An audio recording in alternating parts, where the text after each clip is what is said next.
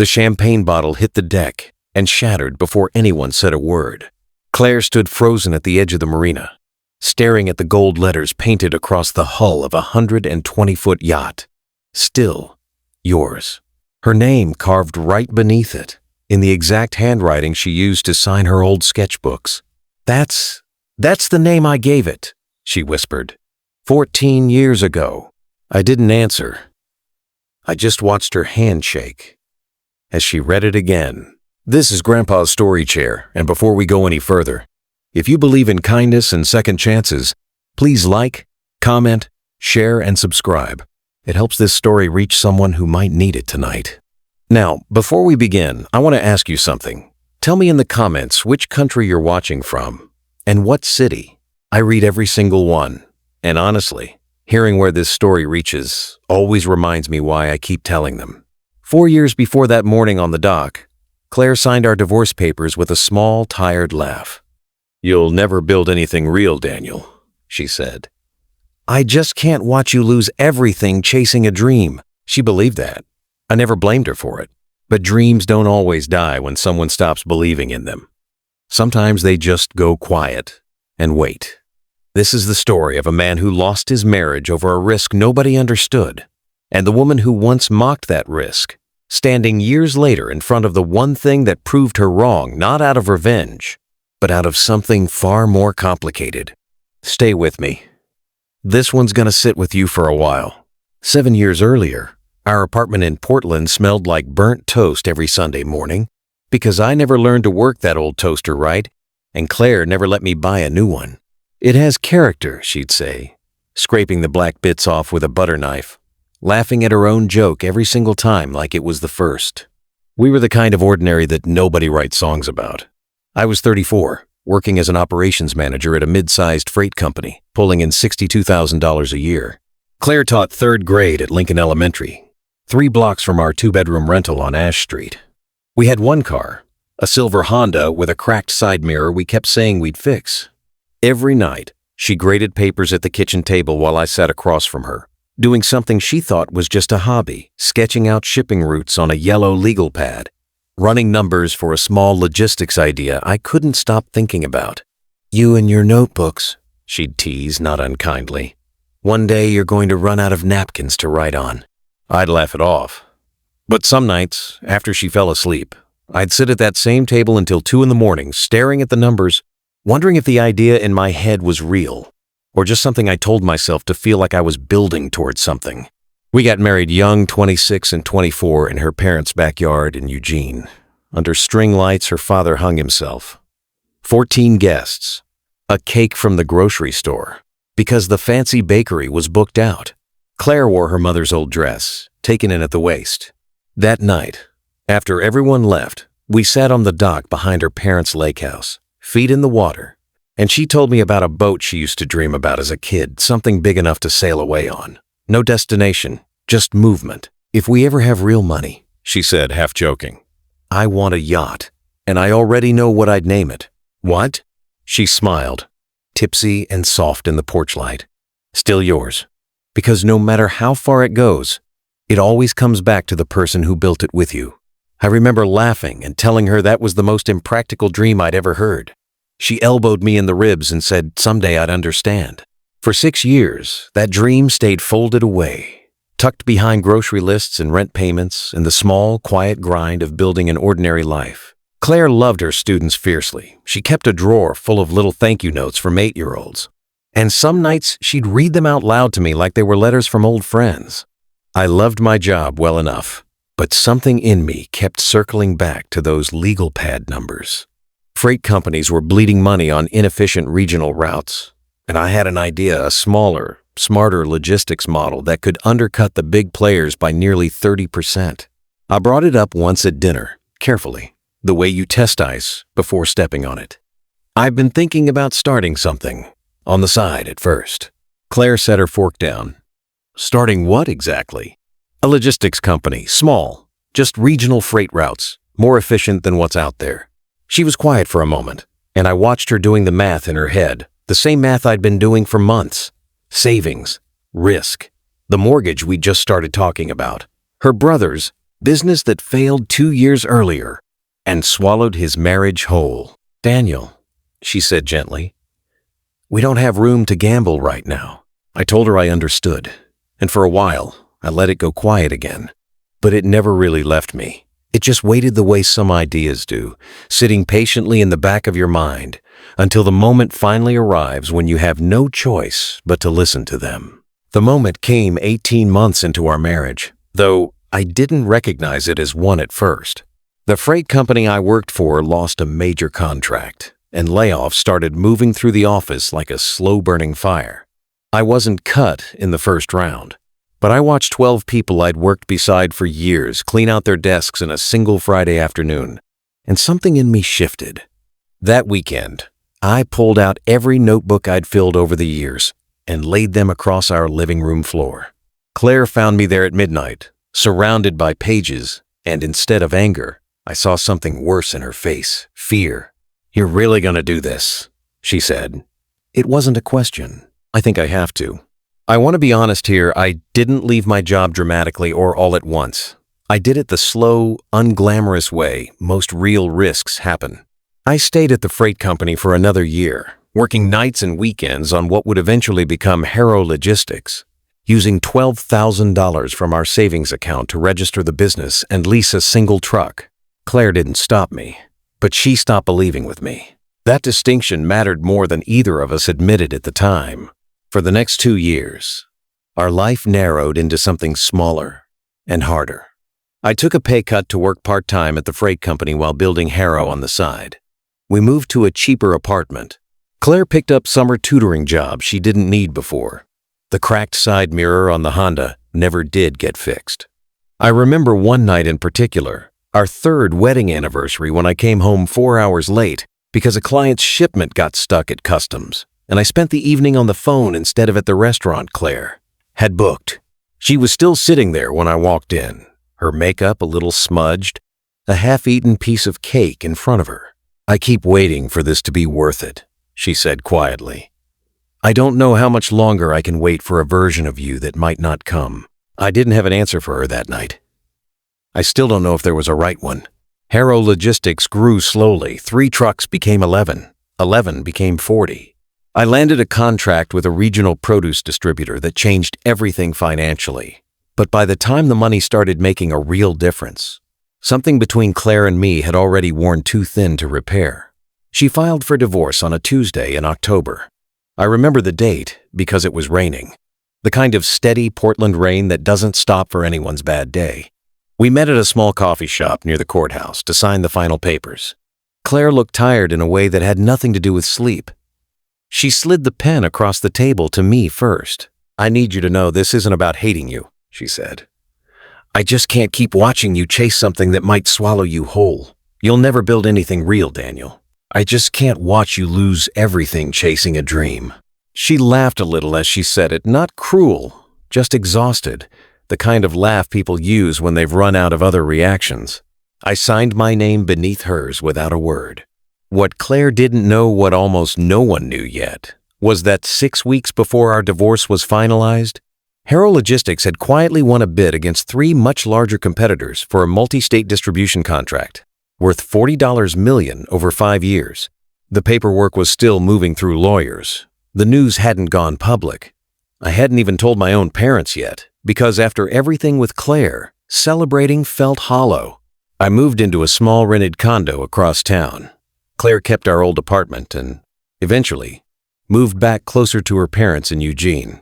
We didn't speak for almost a year.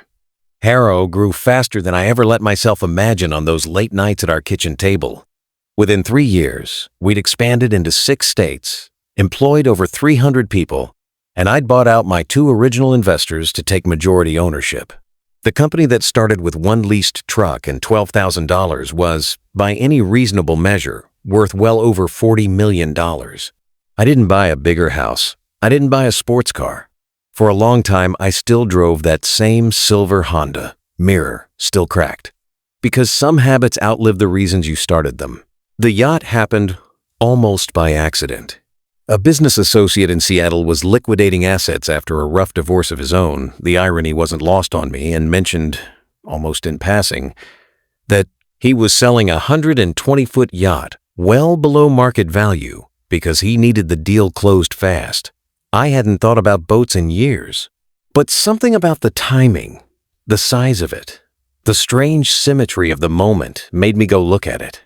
Standing on that empty deck in the Seattle marina, I thought about a porch light in Eugene and a girl in her mother's altered wedding dress, telling me about a boat that would always come back to the person who built it with you. I bought it 3 weeks later. I told the marina crew I wanted the hull repainted before delivery. When the design consultant asked what name I wanted lettered across it, I gave her 2 words without even having to think about them. I didn't do it for Claire. I want to be clear about that, even now.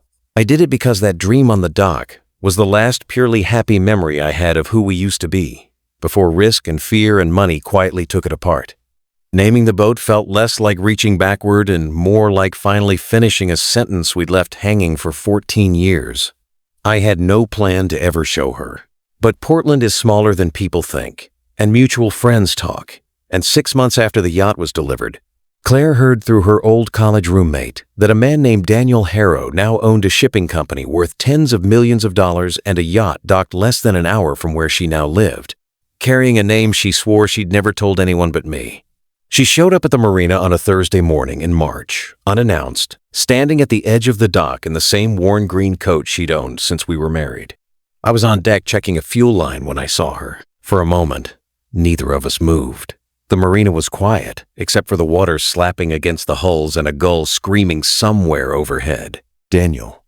Her voice cracked slightly on the second syllable. Claire. I set down the wrench in my hand. It's been a while. She wasn't looking at me anymore.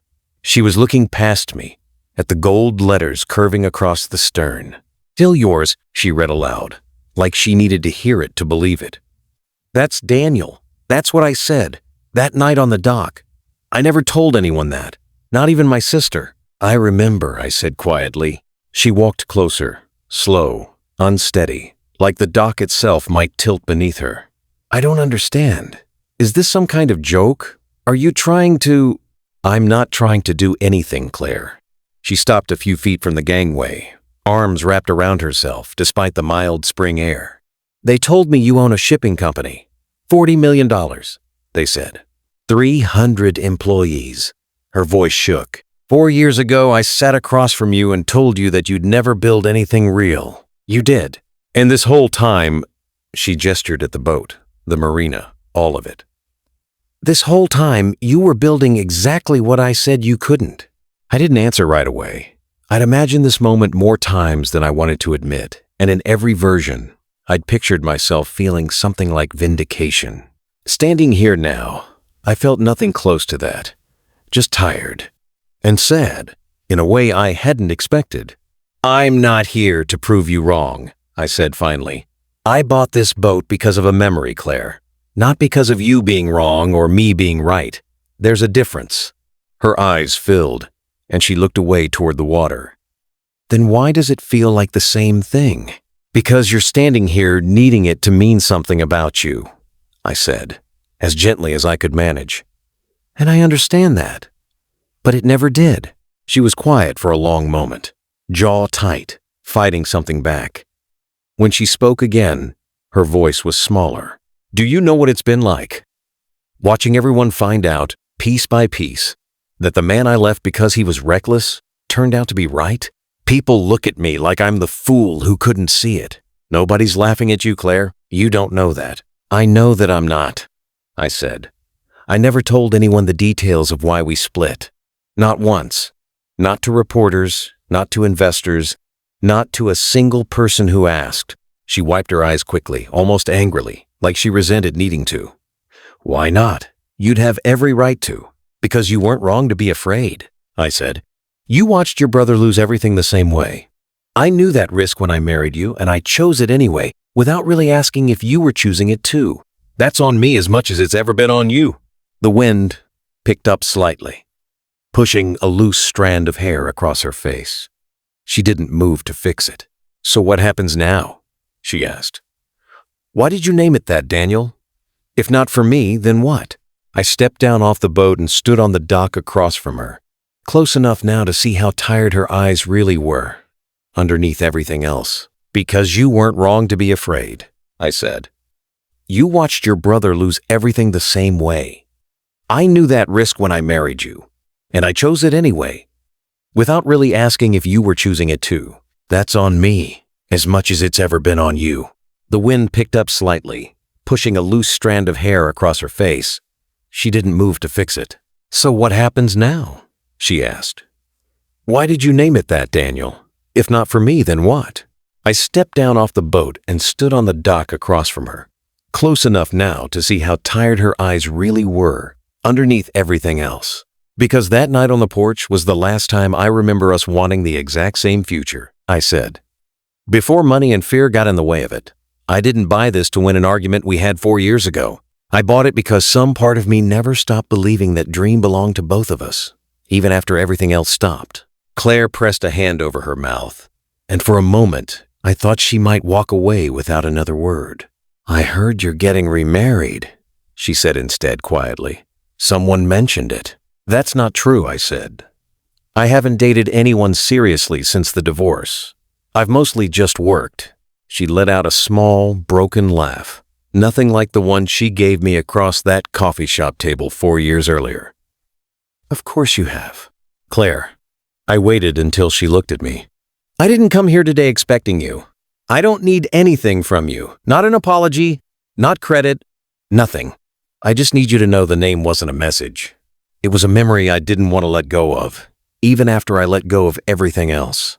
She nodded slowly, more to herself than to me, staring down at the water, lapping gently against the hull. I used to lie awake some nights, she admitted, wondering if I gave up on the right things for the wrong reasons. Watching you become this, she gestured vaguely at the boat, the marina, the version of me standing in front of her. It forced me to face that question every single day. You didn't give up on the wrong things, I said. You gave up on fear feeling manageable. That's not the same as giving up on me being enough. For the first time since she'd arrived, something in her shoulders loosened, just slightly. I don't know what I came here for, she said softly. I think I just needed to see. It wasn't a lie. It was never a lie, I said. It just took longer than either of us could wait for. Claire didn't come aboard that day. We stood on the dock for a while longer, talking not about money, not about the company, but about small things. Her students, her father's health, the lake house that had since been sold. Before she left, she turned back once. Thank you for not making me feel foolish. You were never foolish, I told her. You were scared, and you were honest about it. Most people aren't.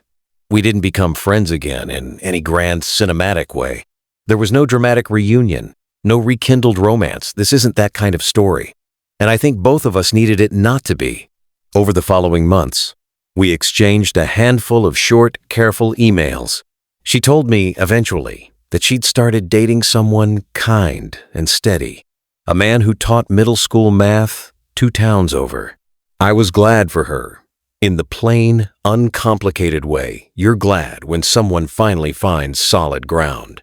I kept the yacht docked in that same marina for 2 more years before selling it to a family from Vancouver who wanted it for exactly what it was built for, sailing away with no particular destination. I didn't need the boat anymore by then. I think, somewhere along the way, it had already done what I needed it to do, not prove Claire wrong, but let me finally close a door I hadn't realized I was still holding open. Harrow Logistics is worth considerably more now than it was that morning on the dock. But if you ask me what I actually built over these past 7 years, I don't think about the $40 million or the 300 employees or the contracts with my name on them. I think about a girl on a dock 14 years ago who believed a boat could carry a promise, and a man who spent years proving, quietly and without needing anyone to watch, that some promises are worth keeping even after the people who made them have grown into 2 very different lives. Here's what I've come to understand, sitting with this story so many years later. Revenge is loud. It needs an audience, a moment, a reaction to feel complete. But what happened on that dock wasn't revenge at all. It was something quieter and, I think, far more lasting. It was 2 people finally being honest about fear. about risk, about the difference between losing faith in a person and losing faith in an outcome. Claire wasn't cruel for leaving. I wasn't a saint for building something out of the wreckage. We were just two ordinary people who wanted the same dream at two different speeds. And it took years, and a boat neither of us really needed to understand that. If there's a moral in all of this, I think it's simply this. The people who doubt us aren't always our enemies. Sometimes they're just afraid in ways we don't fully see yet. And the kindest thing we can do for them, and for ourselves, isn't to prove them wrong. It's to keep building anyway, quietly, without needing an audience, and to leave the door open for grace when they're finally ready to walk back through it. If this story touched your heart, please leave a like and share it with someone who still believes kindness matters. And before you go, comment below, kindness still exists if you believe even one good act can change someone's life. Thank you for sitting with me today in Grandpa's Story Chair. I'll see you in the next one.